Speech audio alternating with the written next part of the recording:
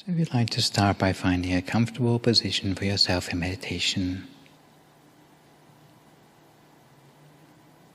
If you're sitting on the floor, then with your right leg over your left leg, your right hand on your left hand, with the index finger of your right hand touching against the thumb of your left hand, with your hands palm upwards on your lap. If you're sitting on a chair, then sit with your back fairly straight and find a position of poise for yourself, by which you feel alert and yet relaxed, not leaning too far forward nor too far back, not leaning to the right nor to the left. And make sure your eyes are only very gently closed. Never squeeze your eyes closed, but close your eyes gently, in much the same way you'd close your eyes to go to sleep. And make sure there's no heaviness on your eyelids. If you notice that your eyes are closed too tightly, or if there's any heaviness around your eyes, then you may need to open your eyes and close them again more gently still. From there you can slowly scan down through the whole of your body to make sure each and every muscle in your body is as relaxed as possible.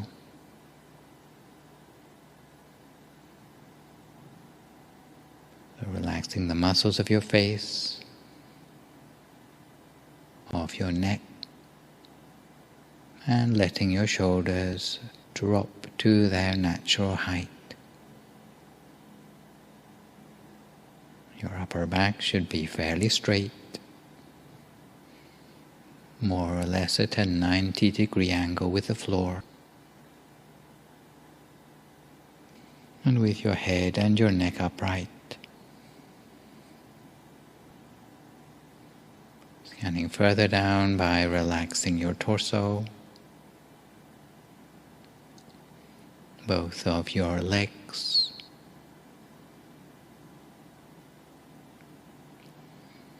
all the way down to your feet and your toes,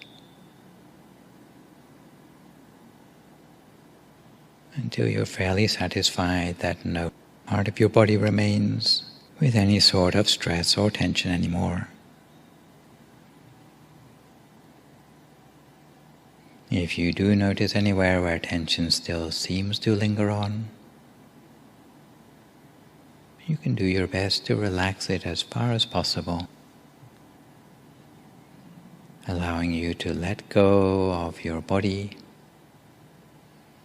let go of any concerns about your body, allowing you to turn your attention inward, to focus instead on the feeling inside you, allowing the relaxation of your body and mind to lead you back to the present moment.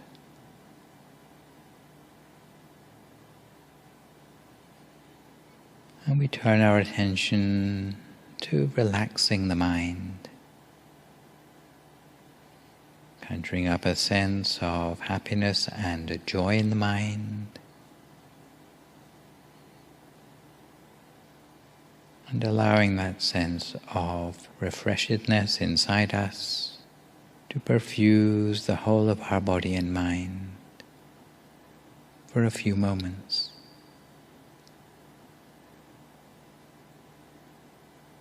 Washing away any worries or concerns,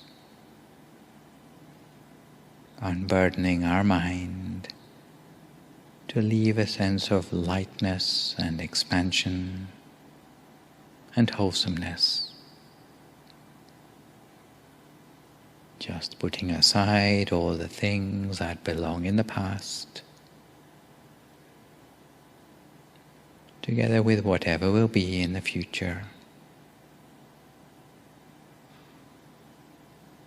for a few moments we remain in the here and now,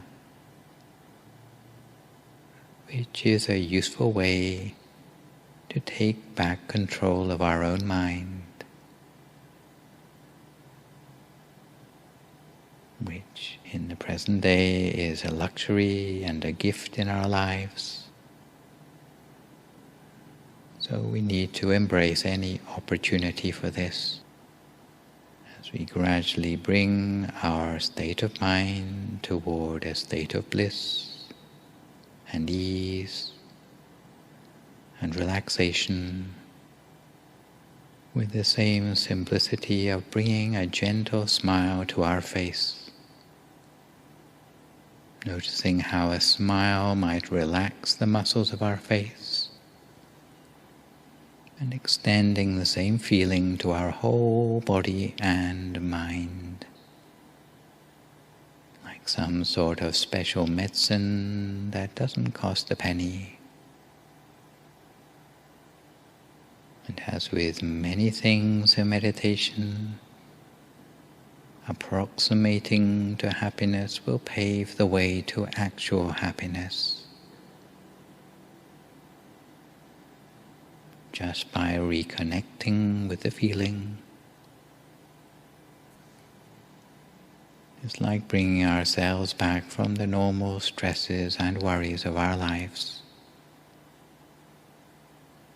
Otherwise, our life can be something that's no longer truly our own, almost as if we were sleepwalking through life, or functioning on autopilot, with no awareness of the present moment. But if we're able to stay in the present just for a few moments,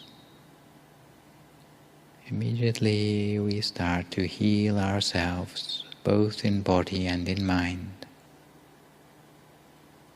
paving the way toward more subtle inner experience. And the secret of meditation is to do it with joy, with contentment, because generally anything that we don't take pleasure in will not lead us very far. And when we feel relaxed and refreshed, both in body and in mind,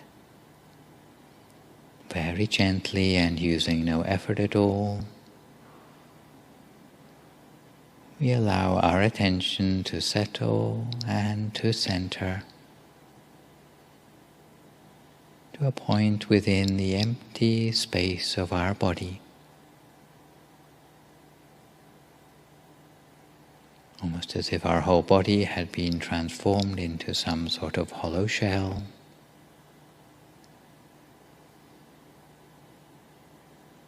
and an object of meditation which is convenient for us. It might be something visual, it might be something that we feel is there. We allow it to slowly gravitate down within the space of our body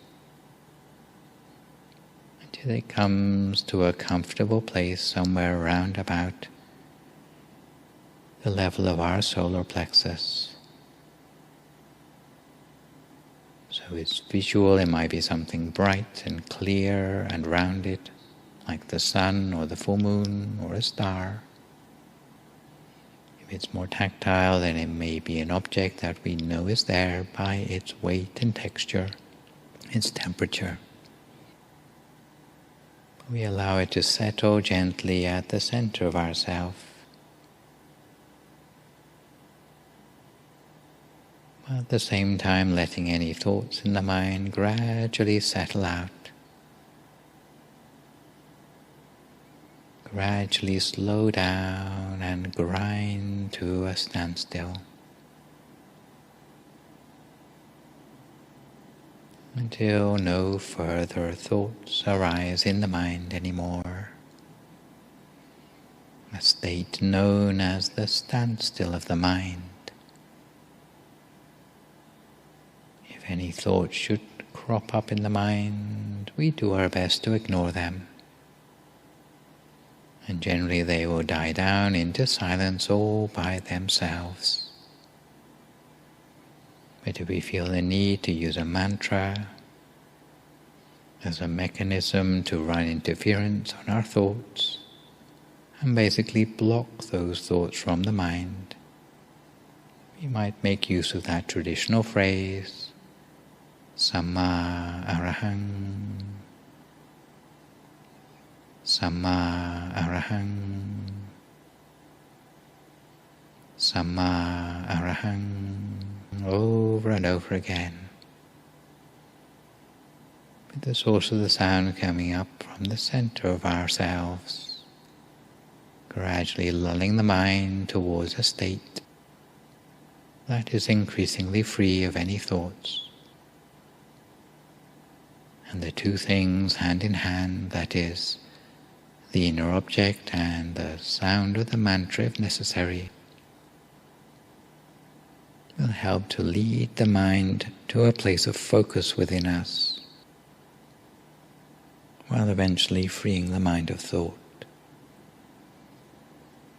A standstill of the mind means that the mind comes to rest inside the body, with no further thinking anymore. Some people think that the mind is nothing without the thinking process. But in fact, in your meditation, you'll find out that the mind without thought is much more powerful than a mind caught up in concepts. The mind that is free of thought can start to draw upon consciousness at a deeper level. Consciousness that we might call the gut feeling of the mind, or the inner wisdom of the mind. And once we switch on to these things, it will be like a sense of illumination within ourselves that literally sheds light on the mysteries of the world around us. Because wherever there's light, there will also be knowledge. Wherever there's knowledge, no ignorance can creep in. And all the other impediments to such knowledge, whether it be a sense of greed or fear, hatred or delusion, no longer have a place to hide themselves anymore. And once we've seen how things are for ourselves, then no one else will be able to persuade us otherwise. So now for a few more moments in silence, we cultivate our sense of intuition within us, freeing the mind of thought, allowing our mind to settle at the point of focus within us, cultivating the mind in this way lightly and gently just for a few more moments in silence until we come to the appropriate time.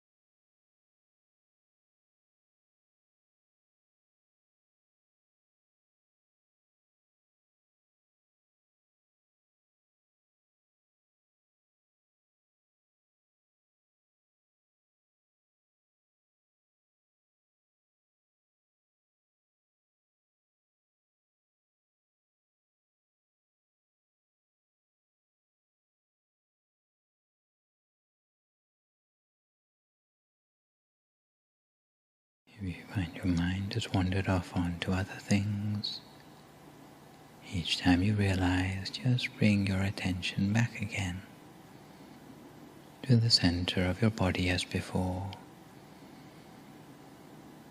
bringing your attention back to the center of the body as many times as it takes to build up that sense of continuity between your awareness and that special place at your center. As you continue to cultivate the mind in this way, you find that the number of thoughts become gradually less, with or without the mantra.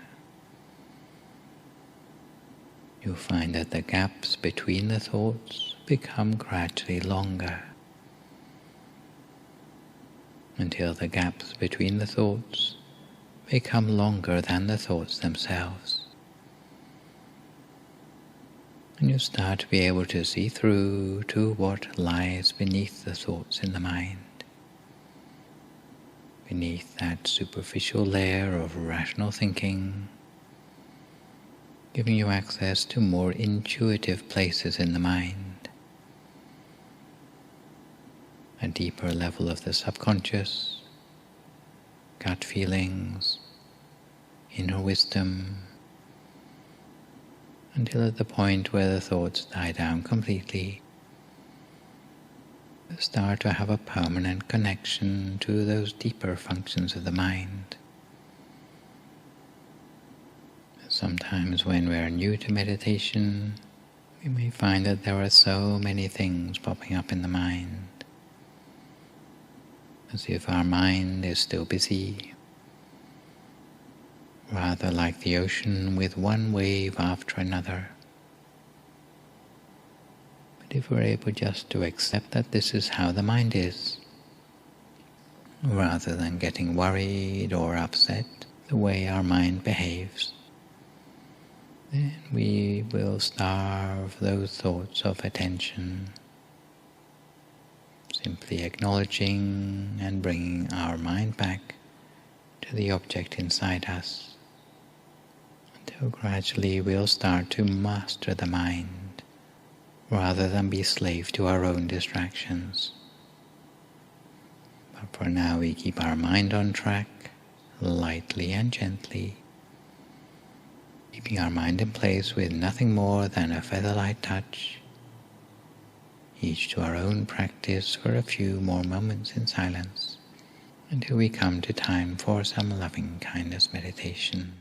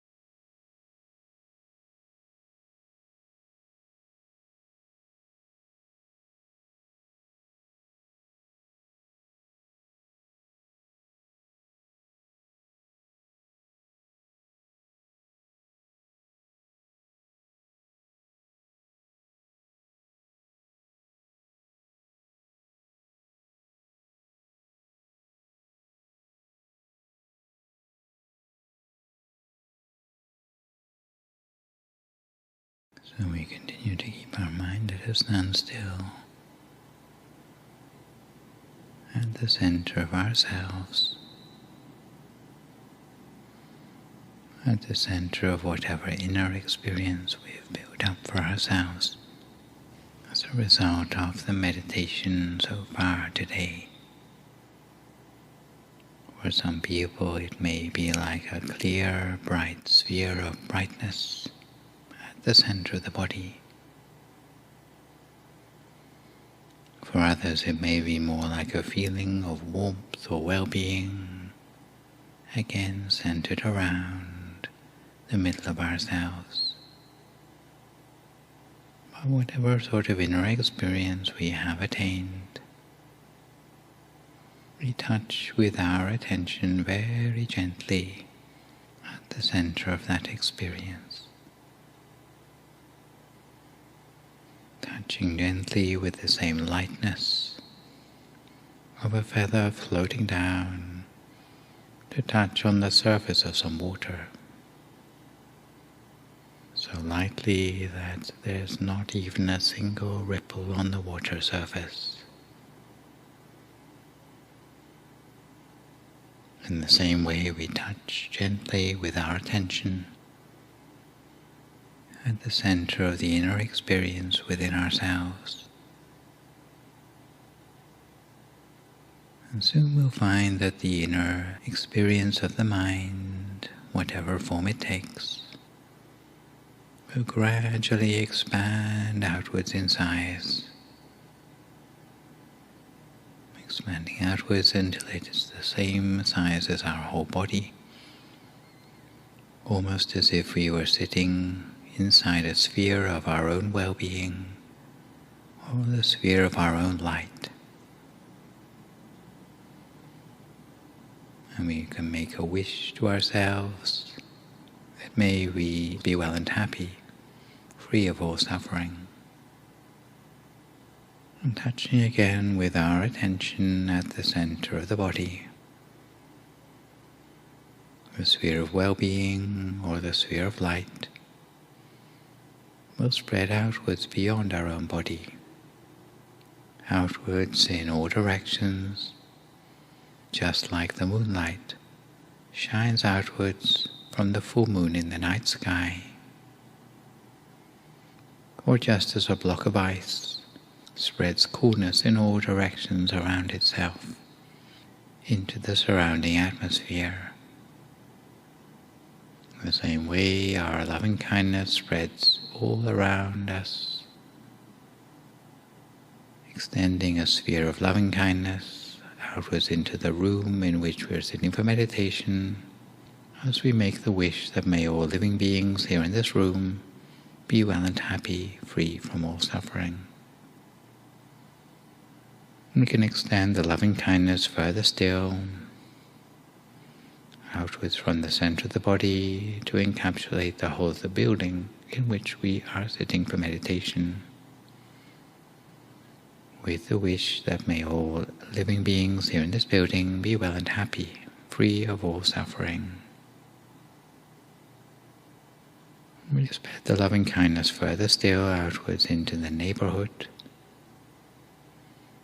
with the wish that all beings in this neighborhood be well and happy, free of all suffering. Further outwards to the whole city around us. And if you find it easier, you might imagine it as a map seen from above, extending loving kindness almost in bird's eye view. Spreading loving kindness outwards to cover the whole map of the city, in all the directions all around. So there's no part of the city not touched by the coolness and radiance of the loving kindness, while again making the wish that may all living beings here in the city be well and happy, free from all suffering.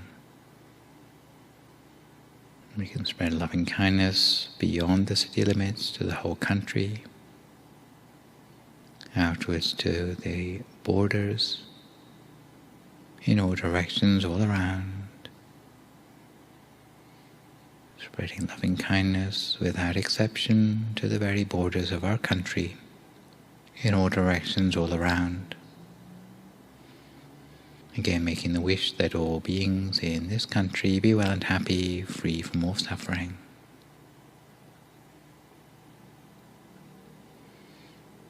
Before extending loving kindness to neighboring countries,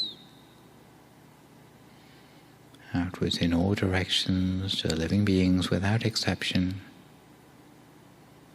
with the wish that may all living beings be well and happy, be free from all suffering. Outwards to the whole continent, every country on this continent, so that our loving kindness spreads its coolness and radiance to the citizens of every country, with the wish that all living beings on this continent be well and happy and free from all suffering.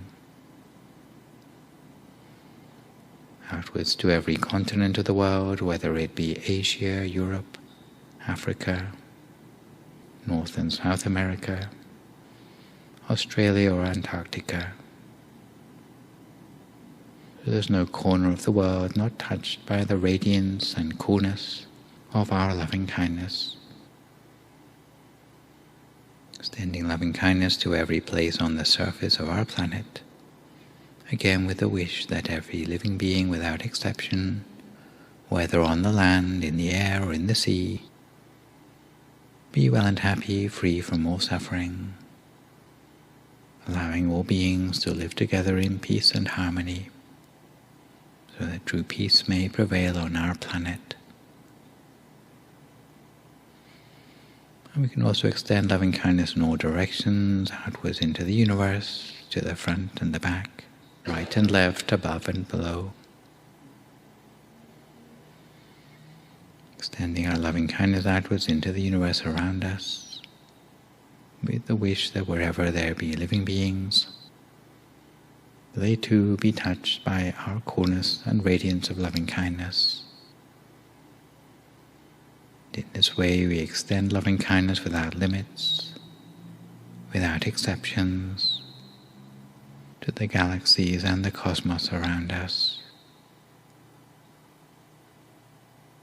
And in the days of old there were certain ascetics who used to specialize in the spreading of loving kindness, retiring to the seclusion of the forest in order to meditate.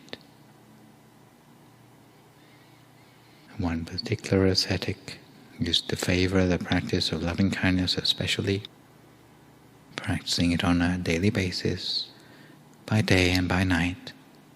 Whenever his mind was at ease, he would spread loving kindness, sometimes in the eastern direction, with the intention that may all living beings in this direction, even from the smallest creatures, 2-footed, 4-footed, with many legs or no legs at all, be pervaded by my loving kindness. On another day he might spread loving kindness in the same way to the western quarter, to the northern quarter, to the southern quarter, upwards or below. And by spreading loving kindness consistently and regularly in this way, he found that when he slept in happiness, slipping into deep meditation. It would bring him joy the whole the time, and he would have a dreamless sleep, or if he did dream, it would be of auspicious things. On waking, he felt refreshed, free of sleepiness, and he always had a radiant complexion because of his practice. If there was danger in his midst, it would never harm him, and he was loved and respected by humans and non-humans alike. He was able to enter upon meditation easily and attain higher meditation with ease, because he was able to let go quickly of external events, bearing no anger or grudges towards anyone. His mind was bright at the center of his body the whole the time. As a result of his loving-kindness practice, the forest where he lived soon became abundant with fruit. Even humble animals that were sworn enemies like deer and tigers, coming into the vicinity of the forest, were able to coexist in harmony, because even their minds responded to the purity and clarity of the loving-kindness meditation. So having spread loving-kindness in this way, we can condense our awareness back down again to the center of our body, taking careful note of the brightness, the clarity, feeling of peace and joy at the center of the body, and the sense of well-being. Remembering this feeling as well as we can, because this feeling represents the state of progress in meditation that we have made up until now. And if we can remember this feeling as well as we can, the next time we sit down to meditate again, we can start again from this feeling. Start by conjuring up this feeling, and then we can continue to make progress next time from where we left off. So for the last few moments of this meditation, we take a few moments to make a mental note of the state of our progress in meditation, remembering the feeling as well as we can for a few more moments now in silence.